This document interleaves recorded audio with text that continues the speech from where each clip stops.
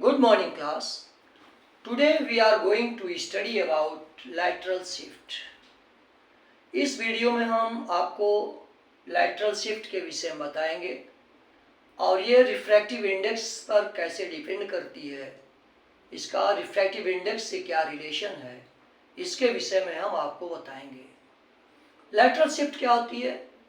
The perpendicular distance between incident ray and emergent ray after refraction through a rectangular glass slab is known as lateral shift.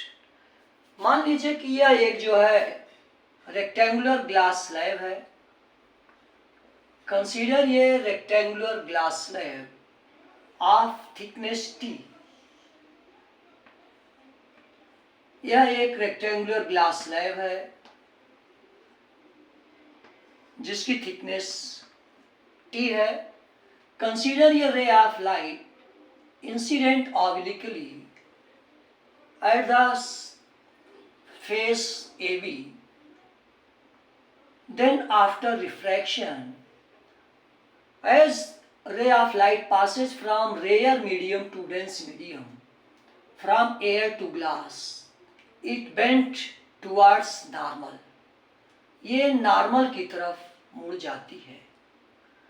मान लीजिए कि एक incident ray है जो obliquely इसकी face A B पर incident होती है और रिफ्रैक्शन के बाद ये नॉर्मल की तरफ मुड़ जाती है और यहाँ पर ये अगेन ग्लास से एयर में ये पास होती है और ये आपका डेंस टू रेयर हो जाता है, डेंस टू रेयर, इसलिए नॉर्मल से दूर हट जाती है।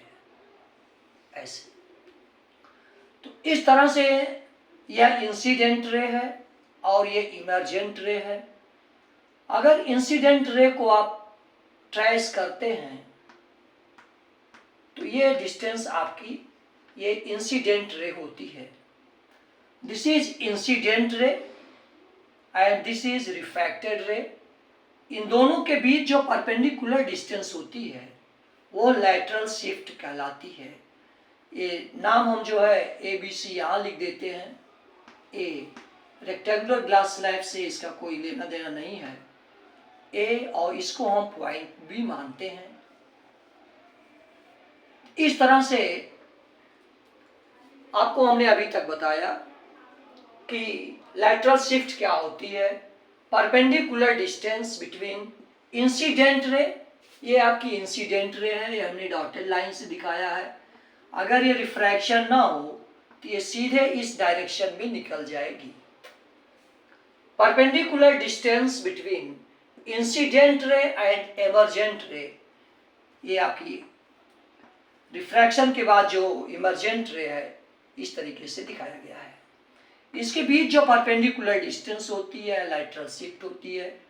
This is angle of incidence and angle of refraction. आपका आई एंगल ऑफ इंसिडेंस है और ये एंगल ऑफ रिफ्रैक्शन, ये अल्टरनेट इंटीरियर एंगल है, इसलिए एंगल भी आपका आर होगा। और again this is angle of refraction, this is equal to I. अब इसमें हम देखते हैं ये एंगल आपका आई है, ये वर्टिकली अपोजिट एंगल होने के कारण ये पूरा एंगल आई होगा। ये एंगल आई हो गया। हमारा इरादा है कि हम ये BC परपेंडिकुलर डिस्टेंस को हम फाइंड आउट करें। सिंपल सा डायग्राम को डिस्क्राइब करने के बाद कंसीडर ये ray of light incident obliquely on the surface of rectangular glass slab at point A. After refraction, it bent toward normal, and again after refraction through the parallel phase, it passes away from the normal. Then perpendicular distance between incident ray, ये incident ray है और ये refracted ray है. This is known as lateral shift. इसको हमें ज्ञात करना है। कैसे ज्ञात करेंगे? always we apply to find any side trigonometry. किसी भी ट्रायंगल में अगर आपको साइड को ज्ञात करना है और एंगल अगर दिए गए हैं तो हम ट्रिग्नोमेट्री का उपयोग करते हैं। इसलिए इन ट्रायंगल ABC में हमें इन ट्रायंगल ABC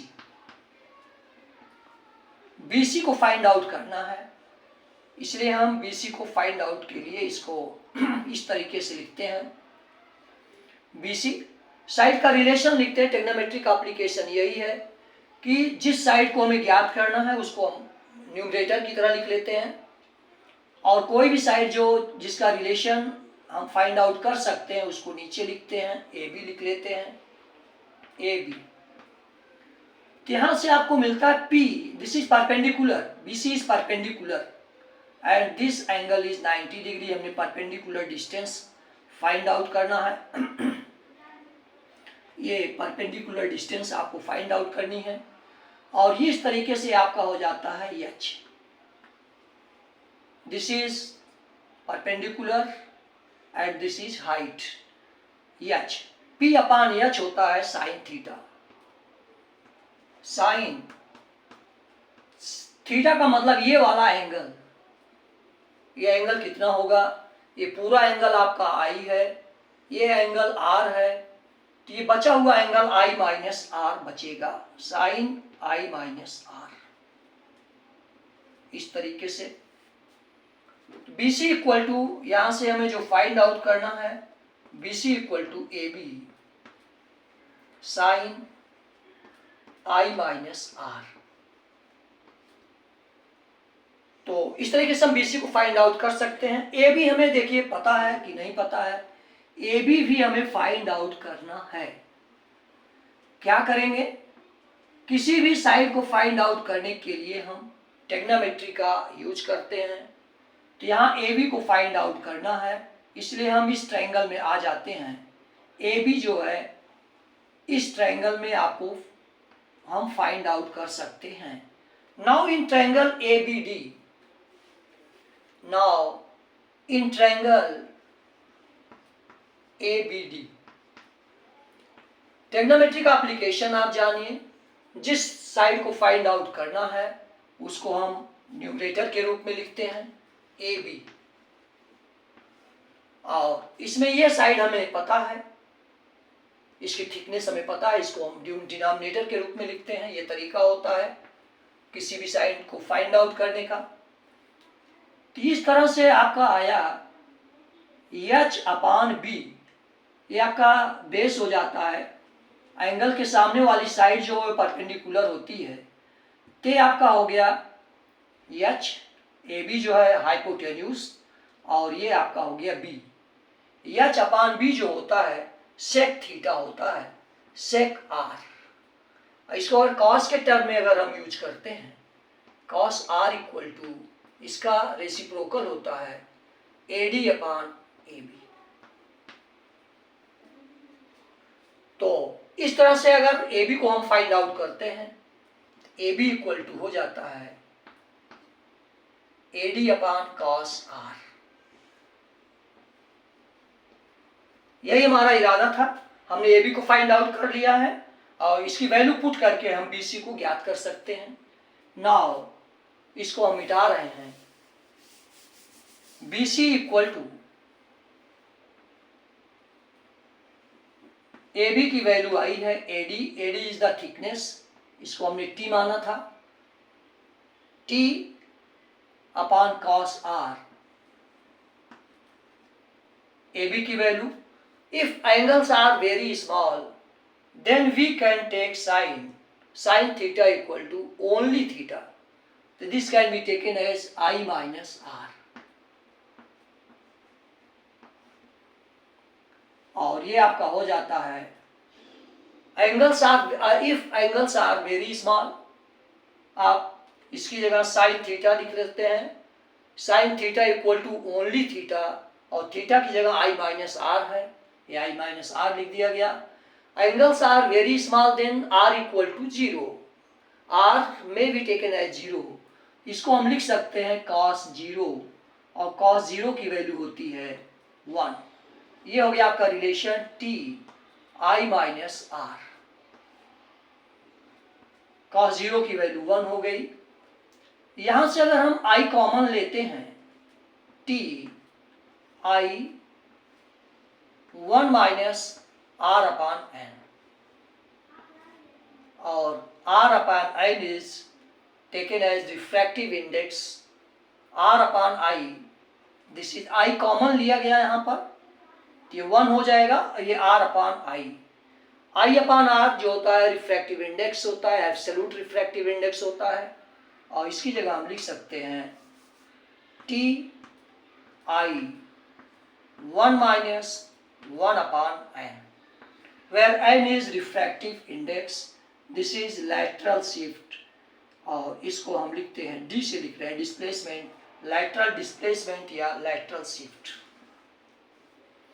इस तरह से lateral shift को अगर ग्लास स्लैब की थिकनेस दी गई है और ग्लास स्लैब या कोई भी मटेरियल है उसका रिफ्रैक्टिव इंडेक्स दिया गया है, we can find out lateral shift, the perpendicular distance between incident ray and emergent रे।